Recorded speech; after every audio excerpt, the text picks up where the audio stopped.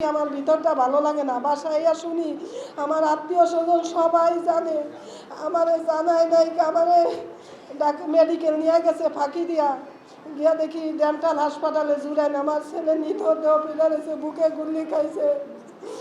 আমি এর বিচার চাই, এই বিচার না হওয়া পর্যন্ত কোনো ইলেকশন আমি চাই না। এই বিচার চাই, ফেসিবাদের স্বৈরাচারের বিচার চাই, ফেরাউনের বিচার চাই। আমার হুমকি দিছে, কয় কি তুই আন্দোলনে গেছ, তুই পাচ্ছ, তোরে আমি দেখুম, তোর ছেলে গো ধরুম।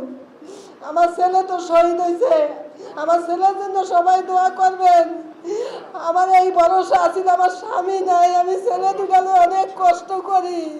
আমার ছেলে যাত্রাবাড়িতে শহীদ হয়েছিলেন, উনি ছিলেন ছাত্র।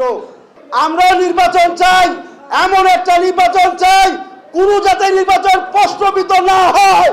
এই ডাক্তার ইউনূস সাহেবকে বলতে চাই, আপনি স্তব্ধ হয়ে একটা মানুষ, আপনার বুদ্ধি সারা বাংলাদেশে কিনে, তাই আপনি কেন আগে তো উচিত আপনি কথা বলেছিলেন আগে শহীদদের বিচার হবে।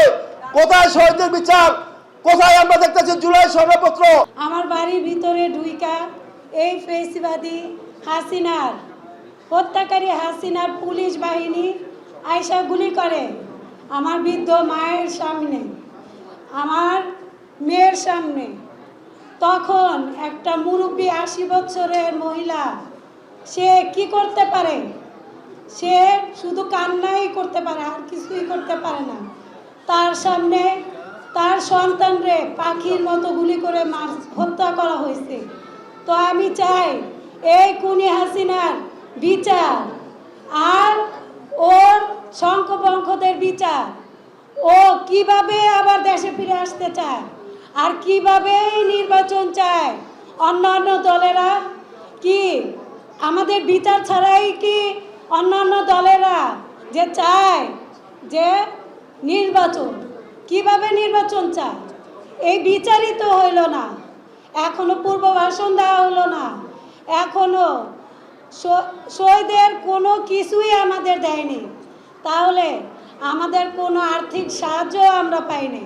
যদিও পেয়ে থাকি, তাহলে জামায়াতে ইসলামী আমাদের সব জায়গায়, সব অনুষ্ঠান, সব জায়গায় টাকা পয়সা সুবিধা অসুবিধা আমাদের সাহায্য করে।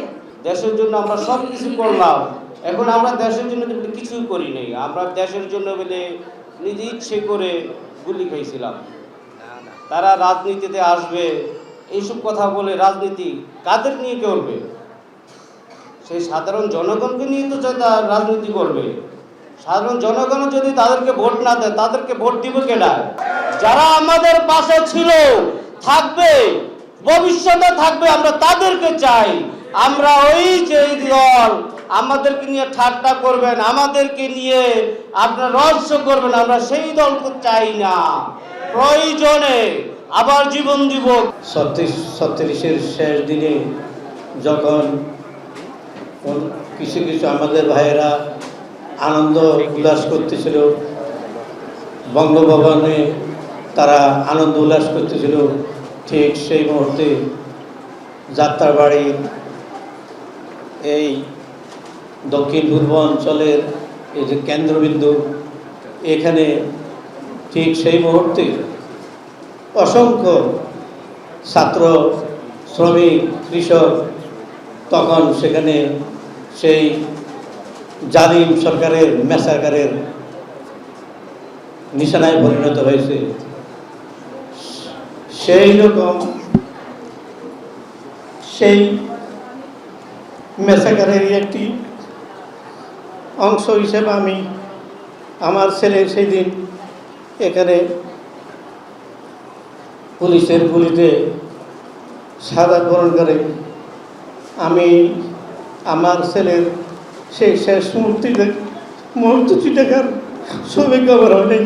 আমরা মনে করেছিলাম এই ত্যাগের বিনিময়ে আমরা এই স্বৈরাচারের বিচার দেখতে পারবো, দেশের সংস্কার দেখতে পারবো, লুটপাট, অত্যাচার, জুলুম, নির্যাতনের একটি সমাপ্তি দেখতে পাবো। কিন্তু দুঃখের বিষয়, আমরা অত্যন্ত লজ্জাজনকভাবে যেটা অবলোকন করেছি, 5ই আগস্টের ঠিক পরদিন থেকে সেই স্বৈরাচারী কায়দায় এই দেশের সকল চাঁদাবাজ দুর্নীতিবাজদের সে অপকর্ম শুরু হয়ে গেছে।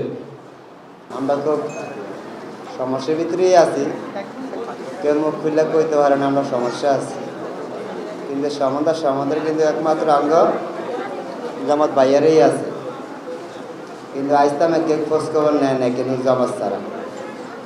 আমি জুলাইতে আন্দোলনে 19 তারিখে গুলি খাওয়ার পরে আমার ঢাকা মেডিকেল যাত্রাবাড়ি প্রথম আটকে রায় আধা ঘন্টা পুলিশেরা, মনে হলো আমি ছাত্র মাত্র, পরে এরা অ্যাম্বুলেন্স এরা মাপসাপ চাই আমরা সারা হয়েছে ঢাকা মেডিকেল গেছে, কিন্তু আমার চিকিৎসালয় নেই। চিকিৎসা না হলে মনে করেন আমার ঠ্যাংটা পছন্দ ধরে যায়, কিন্তু 6 ঘন্টা জায়গাতে আমার 8 ঘন্টা পার হয়ে যায়, তো ঠ্যাংটা পছন্দ ধরে যাওয়া নেই, মনে করেন ঠ্যাংটা কাটা হয়। এমন আছে আমার গাছ যেন জানে নাই, কিন্তু আমি ঢাকা মেডিকেল আছি না, ভর্তি আছি।